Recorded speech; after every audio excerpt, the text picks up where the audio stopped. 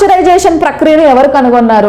So pasteurisation అంటే ఏంటంటే so పాలని ఒక సర్టెన్ టెంపరేచర్ వద్ద వేడి చేస్తే పాలల్లో ఉన్న క్రిమి కీటకాలన్నీ చనిపోతాయి. లైక్ బ్యాక్టీరియాస్, వైరస్, శిలీంధ్రాలు, ఫంగస్ ఏవైతే ఉన్నాయో అవన్నీ చనిపోయి పాలు అనేది ప్యూరిఫై అవుతాయి.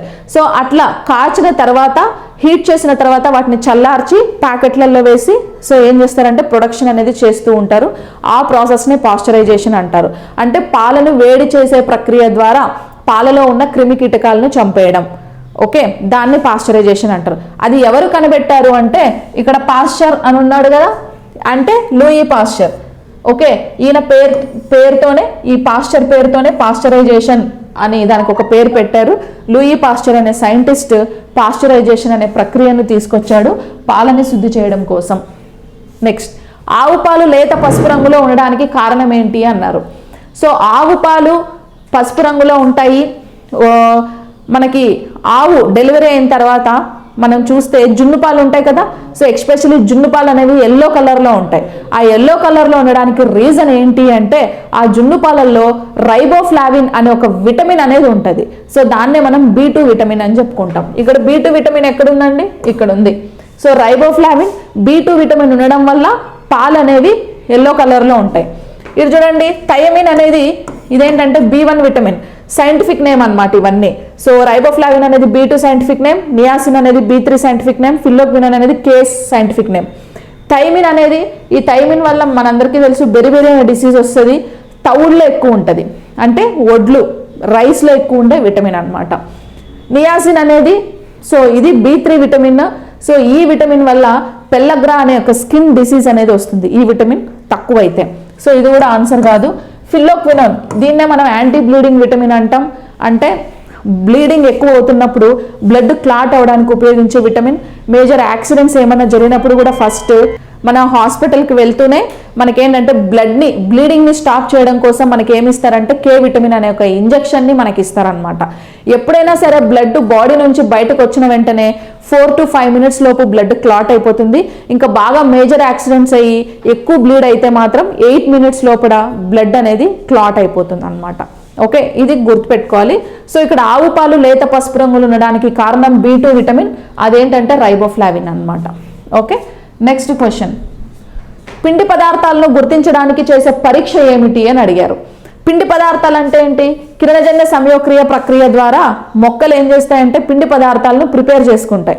అవి ప్రిపేర్ చేసుకున్నాయా లేదా, పిండి పదార్థాలు ప్రిపేర్ అయిందా లేదా అని గుర్తించడానికి ఒక పరీక్ష చేస్తారండి. ఆ సైన్స్ అంటేనే మనకు ప్రూఫ్ ఉండాలి. సో వితౌట్ ప్రూఫ్ ఏది టెక్స్ట్ బుక్స్లోకి ఎక్కించారు సైన్స్. ఓకే, కంపల్సరీ ప్రూఫ్ అనేది ఉండాలి. సైంటిఫికల్ రీసెర్చ్ దాని వెనక ఎంతో అంత ఉండి అది ప్రూఫ్ అయితేనే టెక్స్ట్ బుక్స్లోకి వస్తుందండి. సైన్స్ అంటేనే అది. ఇప్పుడు పిండి పదార్థాలను గుర్తించడానికి ఏ పరీక్ష చేశారు? Iodine test, hydrilla test, light screen test, పైవేవి కావు అన్నాం కదా ఆన్సరు. సో ఇక్కడ ఏంటంటే మనకు హైడ్రిల్లా తీసుకుందాం. సో హైడ్రిల్లా టెస్ట్ అంటే ఏంటంటే ఒక కోనికల్ ఫ్లాస్క్ తీసుకొని అందులో ఒక బీకర్ నుంచేసి సో బీకర్లో ఏం చేస్తారంటే హైడ్రిల్లా మొక్కనేస్తారు. ఓకే, హైడ్రిల్లా మొక్కలు వేసేసి దీన్ని 1-2 hours ఎండలో ఉంచేస్తే మనకి ఏమవుతుందంటే ఇక్కడ టెస్ట్ ట్యూబ్ ఉంది కదా, ఈ టెస్ట్ ట్యూబ్ పైన మనకు సో ఏమేర్పడుతుందంటే ఇట్లా గాలి బుడగలు అనేవి ఇలా ఉంటాయండి, ఎయిర్ బబుల్స్ ఉంటాయి. ఓకే, ఈ టెస్ట్ ట్యూబ్ని కన్నా మనం బయటకు తీసేసి దీని మీద ఒక వెలుగుతున్న మ్యాచ్ స్టిక్స్ని కన్నా ఉంచామనుకోండి, సో దీని మీద ఏం చేస్తామంటే వెలుగుతున్న ఒక మ్యాచ్ స్టిక్ని ఉంచితే ఆ మ్యాచ్ స్టిక్ ఏమవుతుంది అంటే అగ్గిపుల్లని ఉంచామనుకోండి, ఆ అగ్గిపుల్ల ఏం చేస్తుందంటే ఇంకా ప్రకాశవంతంగా మలుగుతుంది. ఎందుకు ఇక్కడ ఆక్సిజన్ రిలీజ్ అయింది కదా, ఫోటోసింథసిస్ ప్రాసెస్ జరిగి ఆక్సిజన్ రిలీజ్ అయింది అంటే మనకేంటంటే ఎప్పుడైనా సరే మంటని పుట్టించేది ఏది తెలుసా? మంటని పుట్టించేది హైడ్రోజన్ H2. ఆల్రెడీ ఉన్న మంటని ఇంకా ఎక్కువ మండించేది ఏదంటే ఆక్సిజన్ O2. మంటల్ని ఆర్పేది ఏదంటే కార్బన్ డైఆక్సైడ్ CO2. ఓకే, అందుకే మనకి ఎక్కడైనా ఫైర్ తగలబడిపోతున్నప్పుడు మనము ఆర్పడానికి ట్రై చేయకపోతే మంటలు అనేది ఇంకా ఎక్కువ అవుతుంది. ఎందుకు? గాలిలో ఆక్సిజన్ ఉంటుంది కదా, ఆ గాలిలో ఉన్న ఆక్సిజన్తో ఆ ఫైర్ మొత్తం రియాక్ట్ అయ్యి ఆక్సిజన్ని తీసుకొని మంటలు అనేవి ఇంకా బాగా ఎక్కువ అయిపోతాయి. అలాంటప్పుడు మనం ఫైర్ ఇంజన్కి కాల్ చేస్తాం. ఫైర్ ఇంజన్ వచ్చేసి కార్బన్ డైఆక్సైడ్ గ్యాస్ తోటి ఏం చేస్తాడంటే మంటలను ఆర్పేస్తూ ఉంటాడు అనమాట.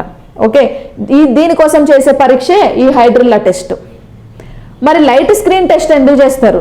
సో లైట్ స్క్రీన్ టెస్ట్ ఎందుకు చేస్తారంటే ఒక ఆకు ఉంటుంది, ఆ ఆకులో ఏం చేస్తారంటే ఒక సర్టెన్ పార్ట్ ఏం చేస్తారంటే ఒక కార్కు తీసుకొని ఒక సగం పార్ట్ని క్లోజ్ చేస్తారు, క్లోజ్ చేసి ఎండలో ఉంచుతారు. సో ఎండలో ఉంచితే ఏం జరుగుతుందండి, క్లోజ్ చేసిన ఈ కార్క్ ఉంది కదా, ఈ క్లోజ్ చేసిన పార్ట్ మొత్తం కిరణజన్య సంయోగక్రియ అనేది జరగదు, ఎందుకంటే ఎండ పోయడానికి ఛాన్స్ లేదు, క్లోజ్ చేశారు. సో ఏదైతే ఎండకి ఎక్స్పోజ్ అవుతుందో ఈ రిమైనింగ్ పార్ట్లో ఏం జరుగుతుందంటే కిరణజన్య సంయోగక్రియ ఫోటోసింథసిస్ ప్రాసెస్ జరిగి పిండి పదార్థాలు అనేవి ప్రిపేర్ అవుతాయి. ఓకే, ఇది ఉంది కదా ఈ లైట్ స్క్రీన్, ఆ పిండి పదార్థాలు ప్రిపేర్ అయ్యిందా లేదా తెలుసుకోవడానికి చేసే టెస్ట్ ఈ లైట్ స్క్రీన్ టెస్ట్. మరి అయోడిన్ టెస్ట్ ఏంటంటే ఆల్రెడీ పిండి పదార్థాలు ఈ సన్లైట్ ఉన్న చోట తయారైనాయి కదా, తయారైనప్పుడు దీంట్లో ఏం చేస్తారంటే అయోడిన్ డ్రాప్స్ ఇస్తారండి. అయోడిన్ డ్రాప్స్ వేస్తే ఆ గ్రీన్ కలర్ ఆకు మొత్తం బ్లూ కలర్లో కన్వర్ట్ అవుతుంది. ఎప్పుడైతే బ్లూ కలర్లో కన్వర్ట్ అవుతుందో అప్పుడు ఆ ఆకులో పిండి పదార్థాలు తయారై ఉన్నాయి అని నిర్ధారణ చేస్తారు. ఆ టెస్టే ఈ అయోడిన్ టెస్ట్. ఓకేనా, ఒకవేళ పిండి పదార్థాలు ప్రిపేర్ అవ్వలేదంటే ఈ ప్లేస్ బ్లూ కలర్లో కాకుండా బ్లాక్ కలర్లోకి మారుతుంది, మారిపోతుంది అనమాట. బ్లూ కలర్లో మారితేనే మనం అయోడిన్ టెస్ట్ జరిగింది అంటే పిండి పదార్థాలు ప్రిపేర్ అయ్యింది అని చెప్పుకోవాలి. ఇప్పుడు క్వశ్చన్ చూడండి, పిండి పదార్థాలను గుర్తించడానికి చేసే పరీక్ష ఏది అంటే ఆప్షన్ ఏమవుతుంది, అయోడిన్ టెస్ట్ అవుతుంది. ఓకే, అయోడిన్ డ్రాప్స్ కానీ ఆ ప్లేస్లో వేస్తే ఆకు మొత్తం బ్లూ కలర్లోకి మారుతుంది. అలా మారితే అక్కడ పిండి పదార్థం ప్రిపేర్ అయ్యింది అని దాని అర్థం. నెక్స్ట్ క్వశ్చన్, పాలల్లో ఉండే ప్రోటీన్ ఏది అని అడిగారు. సో పాలలో ఉన్న కార్బోహైడ్రేట్ ఏది అంటే ఏం చెప్పాం, లాక్టోజ్ అన్నాం. మరి ప్రోటీన్ ఏది అంటే పాలల్లో ఉన్న ప్రోటీన్ కెసిన్. పాలల్లో కెసిన్ అనే ప్రోటీన్ ఉంటుంది. ఈ ఆల్బుమిన్, గ్లోబులిన్, ఫైబ్రినోజన్ ఈ మూడు కూడా ఎందులో ఉంటాయంటే బ్లడ్లో ఉండే ప్రోటీన్స్ అండి ఇవి. ఫైబ్రినోజన్ ఏమో రక్తం గడ్డ కట్టడానికి ఉపయోగపడుతుంది, ఆల్బుమిన్, గ్లోబులిన్ ఏమో ప్లాస్మా ఎల్లో కలర్లో ఉండడానికి, ప్లాస్మా చేసే కొన్ని ఫంక్షన్ల కోసం ఈ రెండు ప్రోటీన్స్ అనేవి ఉపయోగపడతాయి. ఇవి రెండు కూడా బ్లడ్లో ఉంటాయి. బ్లడ్ అంటే బ్లడ్లో కాదు, బ్లడ్లో ఉన్న ప్లాస్మాలో ఉంటాయి. బ్లడ్లో ఉన్న ప్లాస్మాలో ఈ మూడు ప్రోటీన్స్ ఉంటాయి. పాలల్లో ఉన్న ప్రోటీన్ ఏది అంటే మనకు కెసిన్. నెక్స్ట్, పాలల్లో ఉండే క్రొవ్వు పదార్థం ఏది అని అడిగారు. సో పాలల్లో ఉండే క్రొవ్వు పదార్థం ఏది,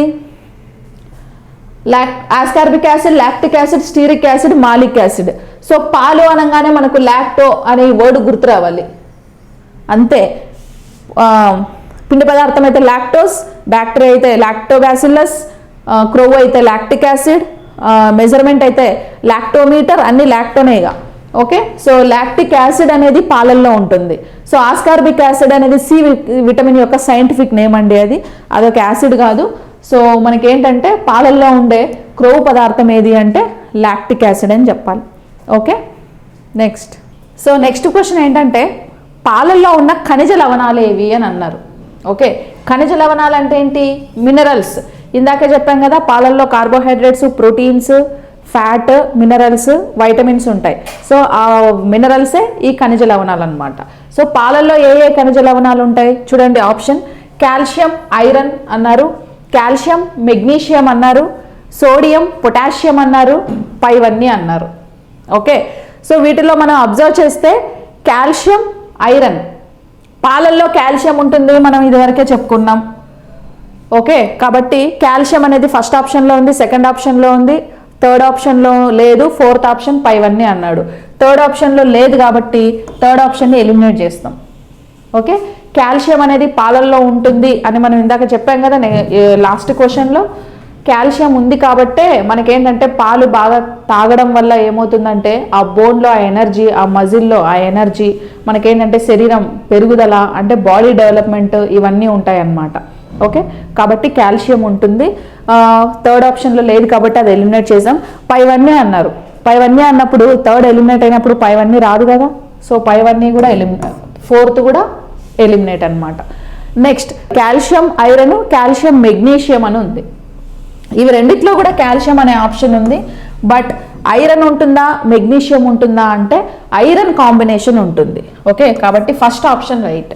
కాల్షియం, ఐరన్ ఈ రెండు ఖనిజ లవణాలు, ఈ మినరల్స్ ఎక్కడ ఉంటుంది అంటే పాలల్లో ఉన్న మినరల్స్ అన్నమాట.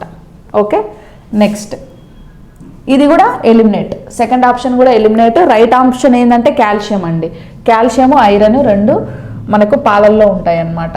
సో బ్లడ్లో ఉన్న మినరల్ కూడా ఐరన్ బ్లడ్లో ఉంటుంది. సో ఐరన్ బాగా తీసుకుంటే బ్లడ్ కూడా బాగా ప్రొడ్యూస్ అవుతుంది. ఓకే, సో పాలు ఎక్కువ తాగినా కూడా ఐరన్ ఉంటుంది కాబట్టి బ్లడ్ కూడా బాగా ప్రొడ్యూస్ అవుతుంది అన్నమాట. నెక్స్ట్ పాలల్లో ఉన్న విటమిన్స్ ఏవి అని అన్నారు.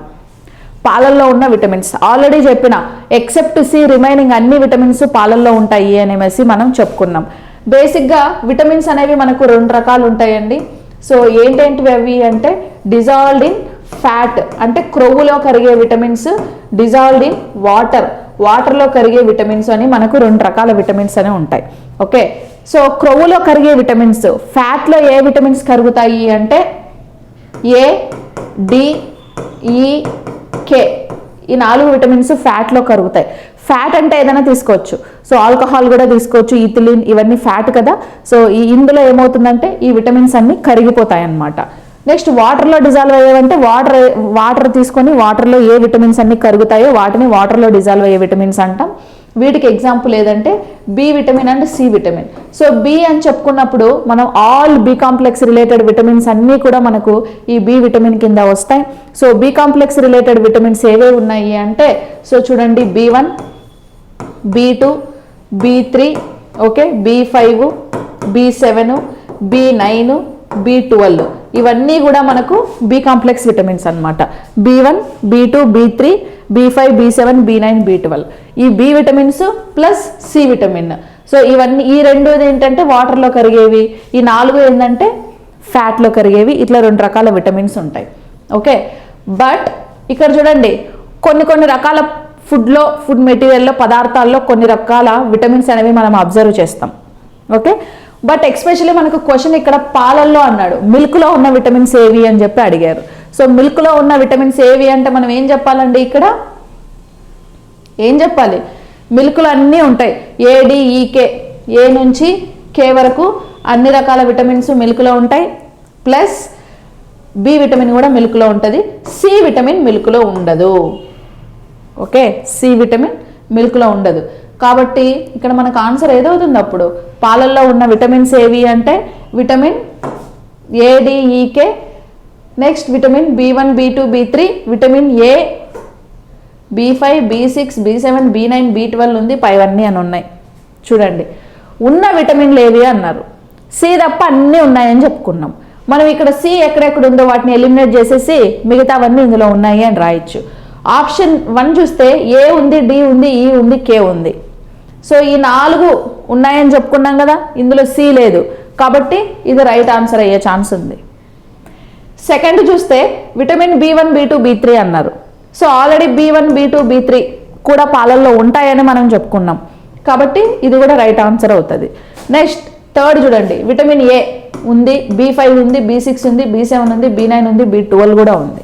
ఇన్ని రకాల విటమిన్స్ ఉన్నాయి కాబట్టి ఇది కూడా రైట్ ఆన్సరే అవుతుంది. ఎందుకంటే ఇందులో కూడా సి విటమిన్ లేదు కదా, సి తప్ప మిగిలినవన్నీ ఉండొచ్చు అని చెప్పా.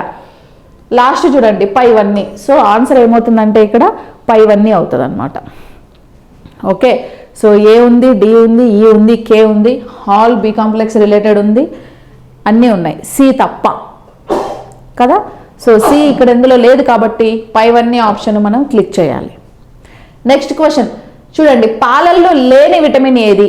ఇందాకే చెప్పుకున్నాం ఏ విటమిన్ లేదండి పాలల్లో, C vitamin. Except C remaining అన్ని విటమిన్స్ ఉన్నాయి.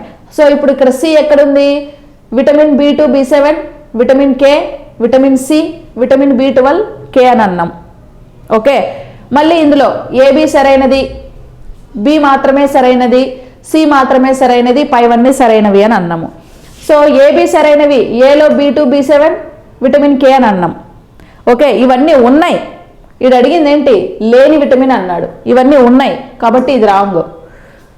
బి మాత్రమే సరైంది అన్నాడు, బి ఏది, కే, కే ఉంటుంది కాబట్టి ఇది కూడా రాంగ్.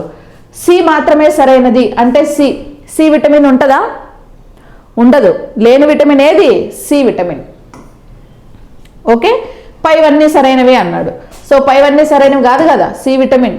ఏ 1, 2 ఆప్షన్ రాంగ్ అయింది కాబట్టి పైవన్నీ సరైనవి కాదు. కాబట్టి ఇది కూడా రాంగ్ అవుతుంది. ఆన్సర్ ఏదవుతుంది? సి మాత్రమే సరైంది అవుతుంది. ఓకే, అంటే పాలల్లో లేని విటమిన్ ఏది అని మనం ఇక్కడ చెప్పుకుంటే సి విటమిన్ పాలల్లో లేని విటమిన్ అని మనం ఇక్కడ చెప్పుకోవాలి. సో సి విటమిన్ ఏ పదార్థంలో అయితే ఉంటుందో ఆ పదార్థాలన్నీ కూడా రుచికి ఎట్లుంటాయంటే పుల్లగా ఉంటాయి అన్నమాట. ఓకే, సోర్ టేస్ట్ ఉంటుంది. ఫర్ ఎగ్జాంపుల్ లెమన్ ఉంది, లెమన్ సి విటమిన్ ఉంటుంది కాబట్టి పుల్లగా ఉంటుంది. ఓకే, నెక్స్ట్ గువా రా ఫ్రూట్ ఉన్నప్పుడు, పచ్చి జామ పండులో కూడా ఒగురు పులుపు ఉంటుంది కాబట్టి సి విటమిన్ ఉంటుంది. చింతపండు సి విటమిన్ ఉంటుంది కాబట్టి పులుపు ఉంటుంది. సో ఆమ్లా ఉసిరికాయలో కూడా సి విటమిన్ ఎక్కువ ఉంటుంది కాబట్టి పుల్లగా ఉంటుంది. సో సి విటమిన్ ఉన్నవన్నీ కూడా మ్యాక్సిమం ఏంటంటే రుచికి పుల్లగా ఉంటాయి.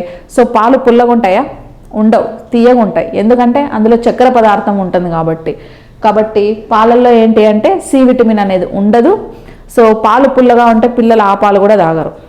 ఓకే, సో తీయగా ఉంటాయి కాబట్టి బికాజ్ ఆఫ్ లాక్టోజ్ అనే ఒక చక్కెర పదార్థం ఉంటుంది కాబట్టి పాలల్లో సి విటమిన్ అనేది ఉండదు. నెక్స్ట్, పాలు తెలుపు రంగుకు కారణమైన పదార్థం ఏది అన్నాం. ఓకే, పాలు తెలుపు రంగుకు అంటే పాలు తెల్లగా ఉండడానికి ఏ పదార్థం కారణం? చూడండి, lactose, maltose, lactic acid, Lactobacillus. ఇక్కడ మనం ఇదివరకు ఒక కీవర్డ్ చెప్పాను నేను, లాక్టో అని ఉన్నింది అనుకోండి, అవన్నీ పాల రిలేటెడ్ అని చెప్పుకున్నాం, అవునా కదా? సో అవన్నీ పాల రిలేటెడ్ అని చెప్పుకున్నప్పుడు ఇక్కడ మనకి లాక్టో ఇక్కడ ఉంది, ఇక్కడ ఉంది, ఇక్కడ ఉంది. సో మూడిట్లో ఏదవుతుంది? ఇక్కడ లేదు కాబట్టి తీసేయి, మాల్టోజ్. ఓకే, అక్కడ లాక్టో అని లేదు కాబట్టి అది ఎలిమినేట్ చేస్తావు. మిగతా మూడు ఉన్నాయి, లాక్టోజ్ ఉంది, లాక్టో బ్యాసిల్లస్ ఉంది. ఈ బ్యాసిల్లస్ అనేది బ్యాసిల్లస్ అనేది ఒక బ్యాక్టీరియా అని చెప్పుకున్నాం. ఓకే, ఈ బ్యాక్టీరియా ఏం చేస్తుంది? పాలను ఎలాగ మారుస్తుంది? పెరుగులాగా మారుస్తుంది. పాలను పెరుగులాగా మార్చే బ్యాక్టీరియా ఈ లాక్టోబాసిల్లస్.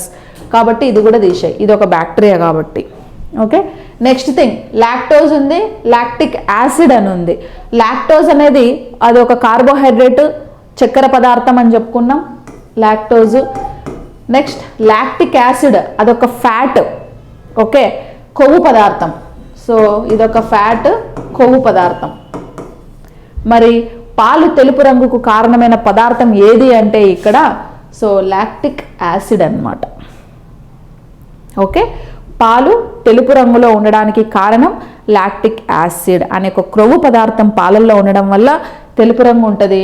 లాక్టోజ్ అనేది అదొక చక్కెర పదార్థం, పాలు తీయగా ఉండడానికి కారణమవుతాయి కాబట్టి అది కూడా కాదు, లాక్టిక్ యాసిడ్ అనేది ఇక్కడ మనకు కరెక్ట్ ఆన్సర్ అన్నమాట. ఓకే, నెక్స్ట్, చిన్నపిల్లల్లో పాలను పెరుగుగా మార్చే ఎంజైమ్ ఏది అని అన్నాం. ఈ క్వశ్చన్ ఆల్రెడీ చూసినట్టున్నాం కదా, చిన్నపిల్లల్లో మాత్రమే ఉండి సో పాలను పెరుగుగా మార్చే ఎంజైమ్ ఏది అని అడిగారు కదా. సేమ్ చిన్నపిల్లల్లో పాలను పెరుగుగా మార్చే ఎంజైమ్ ఏదండి? Rennin enzyme. కెసిన్ అనేది పాలల్లో ఉన్న ప్రోటీన్ కాబట్టి రాంగ్. పెప్టైజ్ అనేది ప్రోటీన్స్ని సింథసిస్ చేసే ఒక ఎంజైమ్ కాబట్టి రాంగ్. లాక్టేజ్ అనేది పాలను పెరుగుగా మార్చే ఒక ఎంజైమ్ కరెక్టే, బట్ చిన్నపిల్లల్లో కాదు, అన్ని రకాల పాలు. ఓకే, సాధారణంగా పాలను పెరుగుగా మార్చే ఎంజైమ్ లాక్టేజ్, చిన్నపిల్లల్లో మాత్రమే పాలను పెరుగుగా మార్చే ఎంజైమ్ ఏది అంటే ఇక్కడ రెనిన్ అన్నమాట. ఓకే, సెకండ్ అనేది కరెక్ట్ ఆప్షన్. ఈ రెనిన్ మీద కూడా చాలా రకాల మనకు చాలాసార్లు ఎగ్జామినేషన్లో క్వశ్చన్ అడిగారండి. ఏమనంటే సో చిన్నపిల్లల్లో మాత్రమే ఉండే ఎంజైమ్ ఏంటి అని చెప్పేసి అడిగారు. అది ఏది అంటే రెనిన్ అన్నమాట. చిన్నపిల్లల్లో మాత్రమే ఉండి పాలను పెరుగుగా మార్చే ఎంజైమ్ ఏది అంటే ఆప్షన్ రెనిన్. ఓకే, నెక్స్ట్, పాల ఉత్పత్తిని ప్రేరేపించే మూలకం ఏది అని అన్నారు. ఓకే, పాల ఉత్పత్తిని ఏ మూలకం ప్రేరేపిస్తుంది? మినరల్స్. పాలల్లో ఏ మినరల్ ఉందని మనం ఇందాక చెప్పుకున్నాం, కాల్షియం ఉంది అని చెప్పుకున్నాం కదా. సో ఈ కాల్షియమే పాల ఉత్పత్తిని ప్రేరేపించే మూలకం. ఓకే, సో అందుకే సో నర్సింగ్ మదర్స్కి సో ఫీడింగ్ డెలివరీ అయిన తర్వాత పిల్లలకి పాలు సరిగా పడకపోతే కాల్షియం టాబ్లెట్స్ ఇస్తూ ఉంటారు. ఓకే, ఈ కాల్షియం టాబ్లెట్స్ వల్ల పాలు అనేవి ప్రొడ్యూస్ అవుతాయి. అట్ ది సేమ్ టైం ఇంకా ఏమవుతుంది? పాలు ప్రొడ్యూస్ అవుతాయి. At the same time bones కూడా కాల్షియం వల్ల బోన్ కంటెంట్ కూడా బాగా స్ట్రాంగ్గా ఉంటుంది, బోన్లో కాల్షియం ఫాస్ఫరస్ లెవెల్స్ ఎక్కువ ఉండడం వల్ల. కాబట్టి పాలను ఉత్పత్తిని ప్రేరేపించే మూలకం ఏది అంటే ఈ కాల్షియము పాల ఉత్పత్తిని ప్రేరేపిస్తూ ఉంటుందన్నమాట. కాబట్టి కాల్షియం అనేది ఇక్కడ చాలా ఇంపార్టెంట్.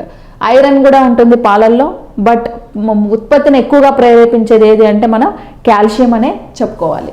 ఓకే, నెక్స్ట్ ఈ క్రింది వానిలో కార్బోహైడ్రేట్స్ ఏవి అని అన్నారు. ఓకే, కార్బోహైడ్రేట్స్ ఇందాకే చెప్పుకున్నాం, పోషక పదార్థాలు మొత్తం 5 ఉంటాయి. Carbohydrates, proteins, fats, minerals, vitamins అన్నాం కదా. ఆ కార్బోహైడ్రేట్స్ ఏవి?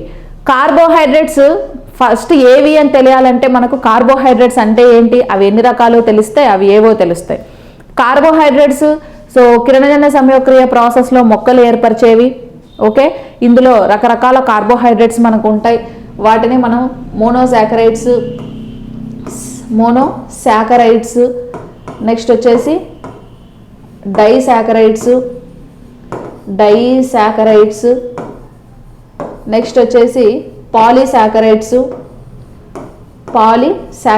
మోనోసాకరైడ్స్, డైసాకరైడ్స్, పాలీసాకరైడ్స్ అని మనం రకరకాలుగా చెప్పుకుంటాం.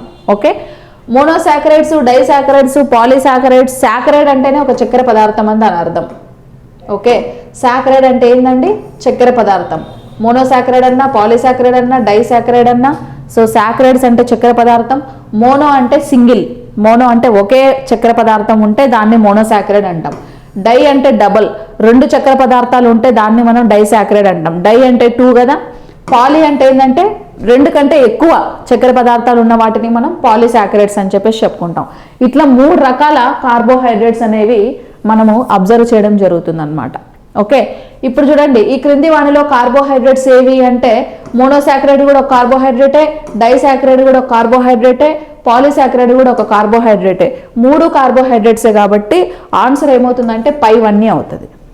Okay, monosaccharide, disaccharide, polysaccharide. మళ్ళీ వీటికి ఎగ్జాంపుల్స్ వేరు. మోనోసాకరైడ్స్ కున్న ఎగ్జాంపుల్స్ వేరు, డైసాకరైడ్స్ కున్న ఎగ్జాంపుల్స్ వేరు, పాలీసాకరైడ్స్ కున్న ఎగ్జాంపుల్స్ వేరు. బట్ ఎగ్జాంపుల్స్ వేరైనా కూడా మనకు ఇవన్నీ రకాలు ఈ కార్బోహైడ్రేట్స్ ఉన్నాయి టైప్స్ కాబట్టి, సో ఈ 3 ఉన్నాయి కాబట్టి ఆన్సర్ ఇక్కడ ఏమవుతుందంటే పైవన్నీ అవుతుందండి. ఓకే, నెక్స్ట్ ఈ క్రింది వానిలో మోనోసాకరైడ్స్కి ఉదాహరణ ఏది అని అడిగారు. ఓకే, ఇందాక చెప్పుకున్నాం మోనో, డై, పాలీ అని. మరి మోనోసాకరైడ్స్కి ఎగ్జాంపుల్స్ ఏవి? మోనోసాకరైడ్స్ అంటే ఒకే ఒక్క చక్కెర పదార్థం ఉన్న పదార్థాన్ని మనం ఏం చెప్పుకున్నాం ఇక్కడ, మోనోసాకరైడ్స్ అని చెప్పేసి చెప్పుకున్నాం. ఆ ఒకే ఒక్క చక్కెర పదార్థం ఉన్నది ఏది అన్నప్పుడు ఎగ్జాంపుల్స్ ఏదంటే గ్లూకోజ్ అండి ఒక ఎగ్జాంపుల్. నెక్స్ట్ వచ్చేసి రెండోది ఫ్రక్టోజ్, రెండో ఎగ్జాంపుల్. నెక్స్ట్ వచ్చేసి గ్యాలక్టోజ్. చూడండి, గ్లూకోజు, ఫ్రక్టోజు, గ్యాలక్టోజ్, ఈ 3 ఎగ్జాంపుల్స్. గ్లూకోజ్ అంటే దీన్నే మనం ఏమంటామంటే గ్రేప్ షుగర్ అంటాం, రెడ్యూస్డ్ షుగర్ అంటాం, ఇన్స్టాంట్ షుగర్ అని చెప్పేసి చెప్పుకుంటాం. బ్లడ్ షుగర్ అన్నా కూడా ఇదే. ఇన్ని రకాల పేర్లు ఉన్నాయి దీనికి. ఓకే, ఇది ఒక మోనోసాకరైడ్. ఇది మనకు మార్కెట్లో ఆర్టిఫిషియల్గా దొరుకుతుంది. ఓకే, ఇన్స్టాంట్ ఎనర్జీ కోసం తీసుకొని వాడుతూ ఉంటాం. Next fructose. ఈ ఫ్రక్టోజ్ అనేది ఫ్రూట్ షుగర్ అండి. ఫ్రూట్స్ నుంచి, పండ్ల నుంచి వచ్చే షుగర్ ఫ్రక్టోజ్. సో ప్రపంచంలోనే అత్యంత తీయనైన చక్కెర ఏది అంటే ఫ్రక్టోజ్. ఆ ఫ్రక్టోజ్లో కూడా ఎగ్జాంపుల్ ఏదంటే తేనె అనేది బాగా తీయనైన చక్కెర అన్నమాట. Next galactose. ఈ గ్యాలక్టోజ్ అనేది పాలల్లో ఉంటుందండి. పాలల్లో కరిగి ఉన్న చక్కెర ఏది అంటే గ్యాలక్టోజ్ అని చెప్పాలి. ఈ 3 కూడా మనకు మోనోసాకరైడ్స్కి ఎగ్జాంపుల్స్. చూద్దాం, ఈ క్రింది వానిలో మోనోసాకరైడ్స్కి ఉదాహరణ ఏది? గ్లూకోజు, ఫ్రక్టోజు, గ్యాలక్టోజు, సుక్రోజు అన్నాం కదా. సో మనకు తెలుసు గ్లూకోజ్ ఉంది, ఎస్. ఫ్రక్టోజ్ ఉంది, ఎస్. గ్యాలక్టోజ్ ఉంది, ఎస్. సుక్రోజ్ ఉందా? లేదు. సుక్రోజ్ మోనోసాకరైడ్ కాదు, అదొక డైసాకరైడ్. అది పక్కన పెట్టేయండి. ఇప్పుడు దీంట్లో మనకు ఆన్సర్ ఏదవుతుందండి? ఏబి సరైనది అంటే గ్లూకోజు, ఫ్రక్టోజు సరైనది. అఫ్ కోర్స్ సరైనదే, కరెక్టే. ఏ మాత్రమే సరైనది, గ్లూకోజ్ సరైనది అన్నారు. అఫ్ కోర్స్ సరైనదే.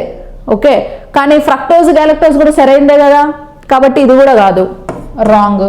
ఓకే, ఏబి 2 ఉన్నాయి కాబట్టి గ్యాలక్టోజ్ కూడా ఉంది కదా, కాబట్టి ఇది కూడా రాంగ్.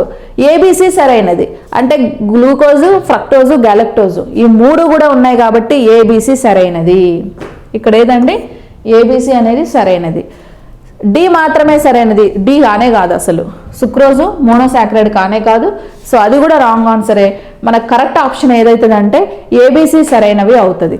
సో ఏబి సరైనవి, ఏ మాత్రమే సరైనది, ఏబిసి సరైనవి, డి మాత్రమే సరైనది అనే ఆప్షన్లో మనకు ఏదండి కరెక్ట్? ఏబిసి సరైనది కరెక్ట్. అంటే గ్లూకోజు, ఫ్రక్టోజు, గ్యాలక్టోజు ఈ మూడు కూడా మోనోసాకరైడ్స్కి ఇక్కడ ఎగ్జాంపుల్స్ అన్నమాట. నెక్స్ట్, ఈ క్రింది వాణిలో డైసాకరైడ్స్కి ఉదాహరణ ఏది అని అన్నారు. ఓకే, డైసాకరైడ్ ఏం చెప్పాలి? డైసాకరైడ్స్కి ఫస్ట్ డైసాకరైడ్స్ అంటే ఏంటో తెలియాలి కదా. ఎగ్జాంపుల్స్, డైసాకరైడ్ ఇది కొంచెం మంచిగా వినండి. మోనోసాకరైడ్ అంటే ఒకే షుగర్ ఉండాలి అని చెప్పుకున్నాం. వాటికి ఎగ్జాంపుల్ గ్లూకోజు, ఫ్రక్టోజు, మాల్టోజు అని గ్యాలక్టోజు అని చెప్పుకున్నాం. గ్యాలక్టోజు ఇది మోనోసాకరైడ్స్కి ఎగ్జాంపుల్, పక్కన పెడదాం. డైసాకరైడ్స్ అంటే ఏంటంటే రెండు మోనోసాకరైడ్ని కలిపి ఒక డైసాకరైడ్ ఫామ్ అవుతుందండి. Okay, 2 monosaccharides combination is equal to 1 disaccharide. అంటే రెండు మోనోసాకరైడ్స్ యొక్క కాంబినేషన్ ఒక డైసాకరైడ్ ఫామ్ అవుతుంది. ఫస్ట్ డైసాకరైడ్స్కి ఎగ్జాంపుల్స్ ఏంటో చూద్దాం. సో వేటిని మనం ఇక్కడ డైసాకరైడ్స్ అని చెప్పేసి చెప్పుకుంటామంటే చూడండి, సుక్రోజ్. ఓకే, సుక్రోజ్ అనేది ఒక డైసాకరైడ్. ఓకే, నెక్స్ట్ వన్ ఇంకో ఎగ్జాంపుల్ ఏం చెప్తాం సుక్రోజ్ తర్వాత? మాల్టోజ్ అనేది ఒక డైసాకరైడ్. నెక్స్ట్ లాక్టోజ్ అనేది ఒక డైసాకరైడ్. సుక్రోజు, మాల్టోజు, లాక్టోజు ఈ మూడు డైసాకరైడ్స్కి ఎగ్జాంపుల్. ఇందాక నేను ఏం చెప్పానండి? రెండు మోనోసాకరైడ్ల కాంబినేషన్ ఒక డైసాకరైడ్ అన్నా కదా. అంటే ఈ మోనోసాకరైడ్లలో ఏవైనా రెండింటిని తీసుకుంటే ఆ రెండిట్టు కలిపి ఒక డైసాకరైడ్ ఫామ్ అవుతుంది. ఫర్ ఎగ్జాంపుల్ ఇక్కడ సుక్రోజ్ అన్నాం. సో ఈ సుక్రోజ్ ఫామ్ అవ్వాలంటే ఏ రెండు కాంబినేషన్ మనకి ఇక్కడ సుక్రోజ్ ఫామ్ అవుతుంది అంటే గ్లూకోజు ప్లస్ ఫ్రక్టోజు ఇవి రెండు కలిపితే సుక్రోజ్ ఫామ్ అవుతుందండి. ఇవి రెండు కలిపితే సుక్రోజ్ ఫామ్ అవుతుంది. Glucose plus fructose. Okay, glucose plus fructose ఇవి రెండు కాంబినేషన్ మనకి ఏం ఫామ్ అయింది? ఇక్కడ సుక్రోజ్ ఫామ్ అయింది. నెక్స్ట్ మాల్టోజ్ అన్నాడు. ఏ రెండు కాంబినేషన్ మాల్టోజ్ ఫామ్ అవుతుంది అంటే రెండు గ్లూకోజ్ చక్కెర పరమాణువులు కలిస్తే ఒక మాల్టోజ్ ఫామ్ అవుతుంది. ఓకే, రెండు గ్లూకోజ్ అంటే గ్లూకోజ్ ప్లస్ గ్లూకోజ్. ఓకే, రెండు గ్లూకోజ్ చక్కెర పరమాణువులు కలిస్తే ఒక మాల్టోజ్ అనేది అంటే డైసాకరైడ్ అనేది మనకి ఇక్కడ ఫామ్ అవుతుంది. నెక్స్ట్ లాక్టోజ్ అన్నాం కదా. సో లాక్టోజ్ అంటే ఏంది? ఇక్కడ లాక్ట్ అంటేనే పాలల్లో ఉన్న పదార్థము అని అర్థం. ఓకే, సో పాలల్లో ఏమేమి ఉంటాయి అంటే ఇక్కడ ఆల్రెడీ గ్యాలక్టోజ్ అనేది పాలల్లో కరిగి ఉన్న చక్కెర పదార్థం అని చెప్పుకున్నా కదా. కాబట్టి ఇది కంపల్సరీ వస్తుంది. మరి ఇంకోటి ఏది వస్తుంది అంటే గ్లూకోజ్ వస్తుందండి. గ్లూకోజ్ వస్తుంది. సో దీన్ని మనం గ్యాలక్టోజ్ అంటాం. Glucose plus galactose. Glucose galactose రెండు కలిపితే లాక్టోజ్ వస్తుంది. గ్లూకోజ్ ఫ్రక్టోజ్ కలిపితే సుక్రోజ్ వచ్చింది. రెండు సార్లు రెండు గ్లూకోజ్ పరమాణువులను కలిపితే మాల్టోజ్ వచ్చింది. ఒక గ్లూకోజ్ ఒక గ్యాలక్టోజ్ని కలిపితే లాక్టోజ్ వచ్చింది అనమాట. చూడండి, సుక్రోజ్ అనేది ఇది ఏం చక్కెర అంటే షుగర్ కేన్ నుంచి, చెరకు నుంచి వచ్చే చక్కెరను సుక్రోజ్ అంటాం. దీన్నే టేబుల్ షుగర్ అంటాం. డైలీ మనం టీ కాఫీలో తాగే షుగర్ అదే. మాల్టోజ్ బార్లీ సీడ్స్ నుంచి వస్తుంది. మొలకెత్తే గింజల్లో కూడా ఇది ఎక్కువ ఉంటుంది. ఆల్కహాల్లో బియర్లో బ్రాండీ విస్కీ ఆల్కహాల్స్ ఉంటాయి కదా, ఆల్కహాల్లో ఉన్న చక్కెర కూడా మాల్టోజ్. లాక్టోజ్ పాలల్లో కరిగి ఉన్న చక్కెరని మనం లాక్టోజ్ అని చెప్పుకుంటాం. సో గ్లూకోజ్ ప్లస్ గ్యాలక్టోజ్ రెండు కలిపితే లాక్టోజ్ ఫామ్ అవుతుంది.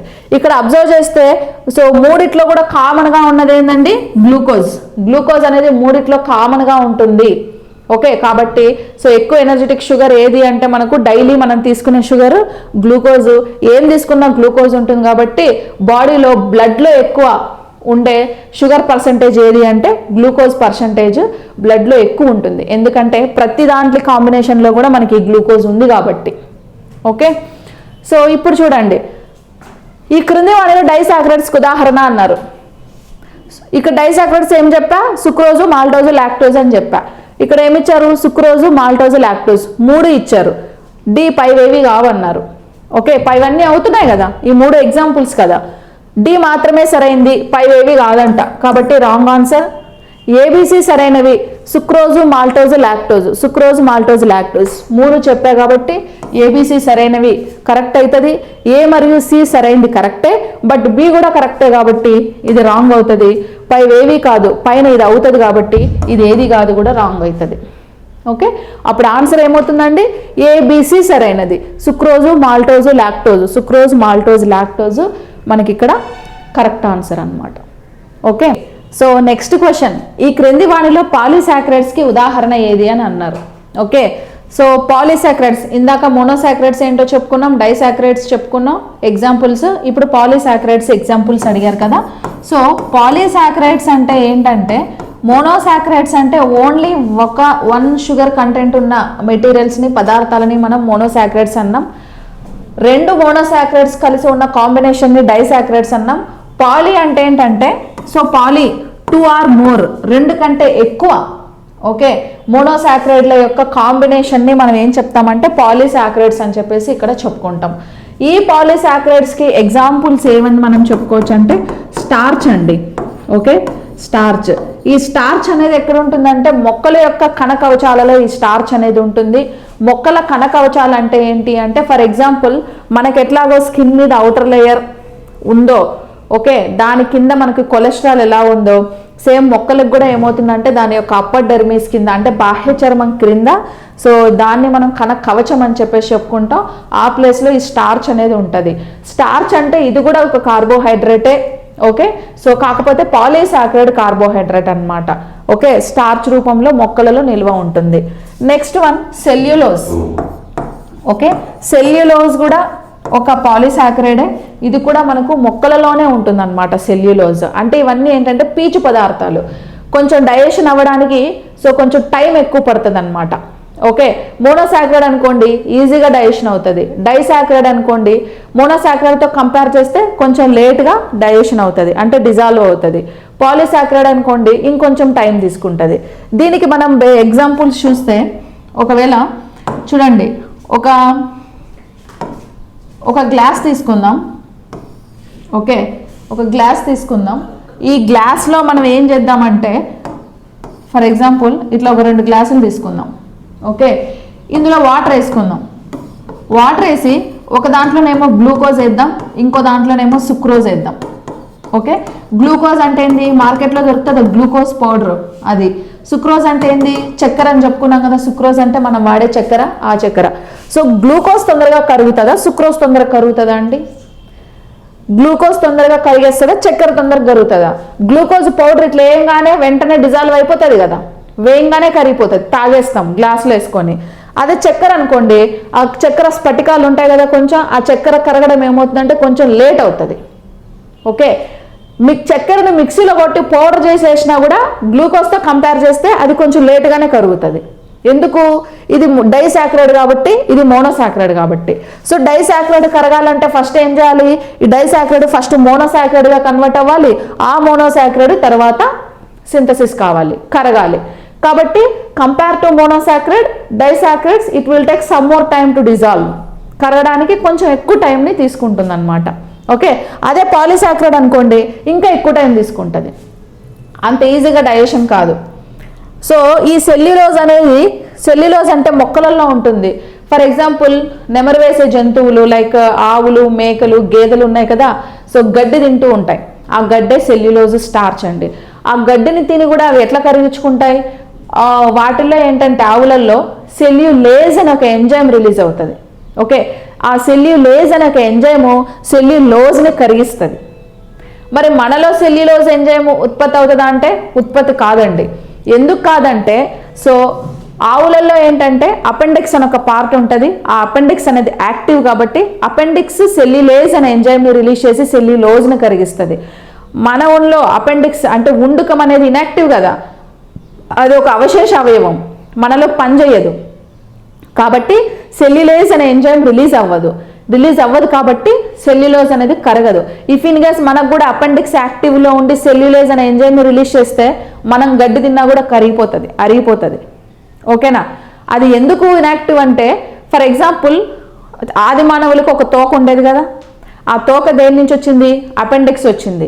రోజు రోజుకి ఆ తోక అనేది నశించిపోవడం వల్ల అపెండిక్స్ అనేది ఇనాక్టివ్ అయిపోయింది. బట్ ఆవులలో మేకలలో తోక అనేది యాక్టివే కదా, కాబట్టి అపెండిక్స్ కూడా యాక్టివ్. కాబట్టి సెల్యులేజ్ ఎంజైమ్ని రిలీజ్ చేసి పాలీసాక్రైడ్స్ని కూడా అవి ఏం చేస్తాయంటే డైజెషన్ చేసుకుంటాయి. ఇప్పుడు ఇక్కడ చూడండి, ఈ క్రింది వానిలో పాలీసాక్రైడ్స్కి ఉదాహరణ ఏది అనేది ఇక్కడ క్వశ్చన్. పాలీసాక్రైడ్స్ నేను ఇక్కడ ఏమేం చెప్పా? స్టార్చ్ అని చెప్పా. ఓకే సరే, దీనికి ఇంకో ఎగ్జాంపుల్ ఏముందంటే గ్లైకోజన్ అండి. గ్లైకోజన్, ఈ గ్లైకోజన్ కూడా పాలీసాక్రైడ్స్కి ఎగ్జాంపులే. ఇది ఎవరిలో ఉంటుందంటే జంతువులలో ఉంటుంది. సెల్యులోజ్ స్టార్చ్ మొక్కలలో ఉంటుంది, గ్లైకోజ్ జంతువులలో ఉంటుంది అనమాట. ఓకే ఇప్పుడు చూడండి, పాలీసాక్రైడ్స్కి ఉదాహరణ ఫస్ట్ ఏం చెప్పాము? స్టార్చ్ చెప్పాం. స్టార్చ్ ఉంది కదా, కరెక్ట్ ఆన్సరే. సెకండ్ సెల్యులోజ్ అని ఉంది, సెల్యులోజ్ కూడా చెప్పా కదా, అది కూడా కరెక్ట్ ఆన్సరే. థర్డ్ వన్ గ్లైకోజన్ అని ఉంది, గ్లైకోజన్ చెప్పా కదా, ఇది కూడా థర్డ్ ఆన్సరే, కరెక్ట్ ఆన్సరే. సో స్టార్చ్, సెల్యులోజ్, గ్లైకోజ్ మూడు కరెక్ట్ ఆన్సరే. ఫోర్త్ పైవన్నీ ఉంది కదా, అప్పుడు ఆన్సర్ ఏదవుతుందండి? పైవన్నీ అవుతుంది.